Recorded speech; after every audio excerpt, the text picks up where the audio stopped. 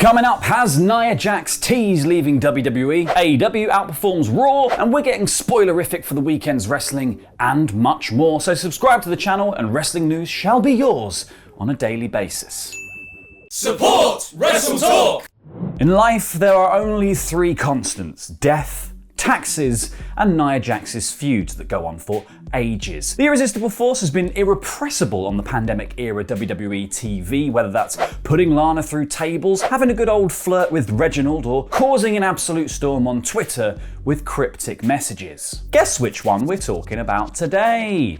You don't. I'm gonna tell you right now. Because Nia did the thing you absolutely do not do on Twitter, the bastion of level-headedness, post something vague and then just disappear when she posted, "Thank you all, praying hands emoji, heart emoji." At the same time, she posted a cryptic message to her Instagram stories that said, "Growth is painful, change is painful, but nothing is as painful as staying stuck somewhere you don't belong." Now, considering the last few months, this led many to worry that Nia had been released by WWE or was leaving the company. Hours later, and therefore a millennia on Twitter, she returned to say that all she was putting out into the world was pure gratitude to everyone, and that we should never take anything for granted in life. Good advice, like the fact that people will read your tweet in the manner that you intended them. So what do you think is going on with Nia? Leave a comment and let me know, because I'll be replying from my desk, where I sit, writing these things.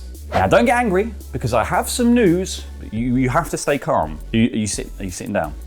Because Goldberg's coming back. Hey, ho, don't shoot the messenger. Because Billiam Goldberg, WWE's prodigal, locker-butting son, is reportedly who the company are looking to help give SummerSlam that biggest event of the year feel. According to Fightful Select, the E reportedly have plans to have Bill return on Monday's episode of Raw for a confrontation with Bobby Lashley in order to set up a match for SummerSlam. Well, if you can't get Brock, you get the guy that can very easily be confused for Brock. Fightful's report also states that Goldberg is on a 2-match-per-year contract with WWE at the moment, his first taking place against Drew McIntyre at the Royal Rumble way back in January, and SummerSlam seemingly being his second. And it's spear versus spear again.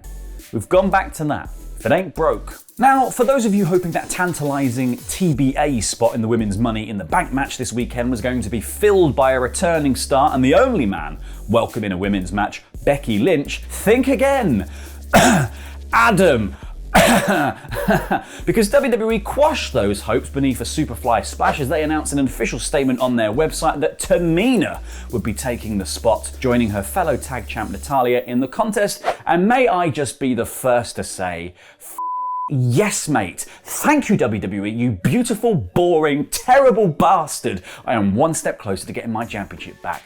Up yours, Adam. So that leaves the final card as Natty, Liv Morgan, Zelina Vega, Alexa Bliss, Nikki Ash, Asuka, Naomi, and Tamina. Now, I know that they had to change direction with Bayley's injury and pulled Carmella from the match, but leaving that last slot open when the rumors are flying around only builds the kind of hype that you apparently cannot live up to. TBA is more like CBA. CBA with this booking. Before we crack on, we just need to thank The Cleaner, Kenny Shah, and Black and Decker Dane for their support on Patreon.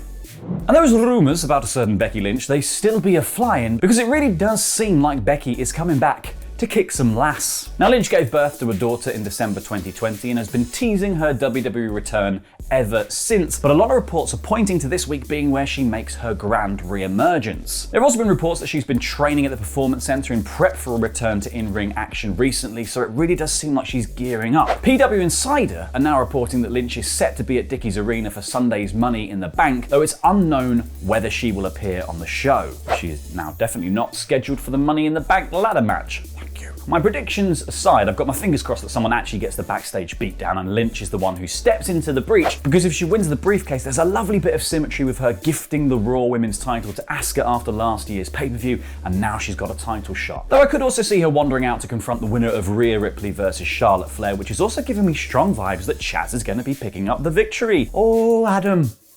It's not looking good for you, me old China, is it? 'Twas also a big week over the fence at AEW, with night one of Fyter Fest taking place this Wednesday, which saw Jon Moxley defend the IWGP US title, Ricky Starks winning the FTW Championship, and Darby Allin versus Ethan Page, plus a face-off between Omega and Hangman Page. There are two many pages and cages in AEW. It was serious cowboy basically. It's the kind of cowboy crap that apparently brings in the viewers too, because the show garnered over 1.025 million viewers, and that was the 5th largest audience in the history of a Dynamite. But wait, there is more, because while AEW has typically demolished NXT on Wednesday nights in the 18 to 49 demo, this week's show drew a 0.40 rating while also ranking first on cable for the night, which is better than Raw. As Sean Ross Sapp so eloquently put it, AEW beating Raw in the 18 to 49 is a big deal for them. I hope it lights a fire under WWE, because now is the time. I mean, to be perfectly honest, WWE has been smelling smoke for most of the last year, and they have not seemed interested in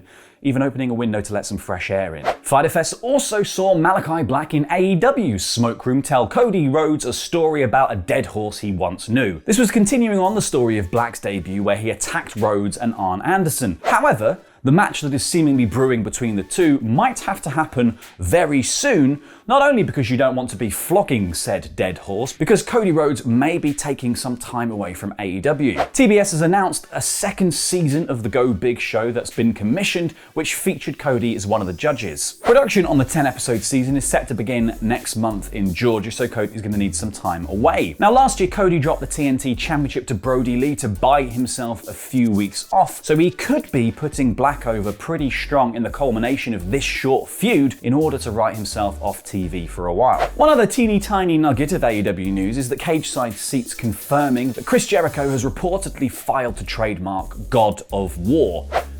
So it seems like that is sticking then. Which makes sense with him aping Hercules' legendary journey, sans Kevin Sorbo, though I reckon Kratos would have something to say about all of this. If Jericho is going to be the God of War from now on, I'm just hoping he starts referring to MJF as boy. Now, released WWE stars have been an absolute font of interesting information about the inner workings of the often secretive company. And it's particularly interesting to hear the opinions of wrestlers on major storylines they were part of, especially when it was awkward, to say the least. Enter Buddy Murphy, who as Seth Rollins' disciple played a key role in the feud against Rey Mysterio and later the entire Mysterio family. And in a bit of a face turn, Murphy became romantically involved with Rey's 19-year-old daughter, Aaliyah. Speaking to Chris Van Vliet, he said that was as awkward and uncomfortable as it seemed, saying, "I wasn't comfortable kissing Aaliyah. I did that because it was my job and it was going to create more drama in the story." He also said that the kiss wasn't originally scripted, but a conversation between the producers and Vince suddenly made it a thing. Vince rubbing his thighs as he says it. Murphy also said that his character couldn't pursue Aaliyah as it would brand him a, quote, creep. He also speculated that WWE producers may have sold Aaliyah on a Hollywood kiss, which I think means using camera angles to cover up that it wasn't really a proper kiss, but obviously you can't do that in wrestling because of the number of cameras, so lip locking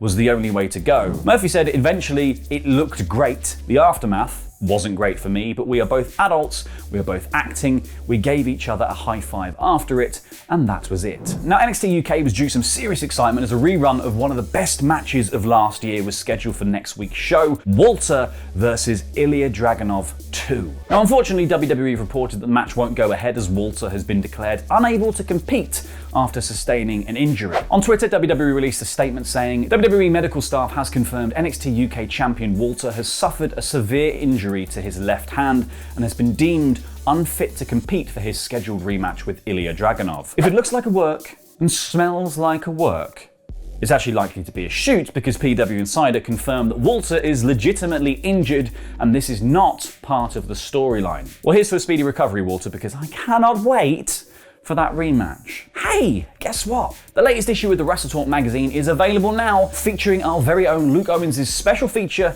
about the rise of Kenny Omega. Plus, get mine and the rest of the WrestleTalk team's exclusive opinion on the last month in the wrestling world. The mag is available in major retailers across the UK, but you can also get it delivered right to your door with worldwide shipping available, or grab yourself a subscription to get yours through your letterbox every single month at www.wrestleshop.com. Ryan Reynolds posted up a video to his YouTube channel, and it's him as Deadpool alongside Taika Waititi as Korg from Thor Ragnarok and Avengers Endgame, and presumably the upcoming Thor Love and Thunder, reacting to Ryan Reynolds' upcoming movie Free Guy.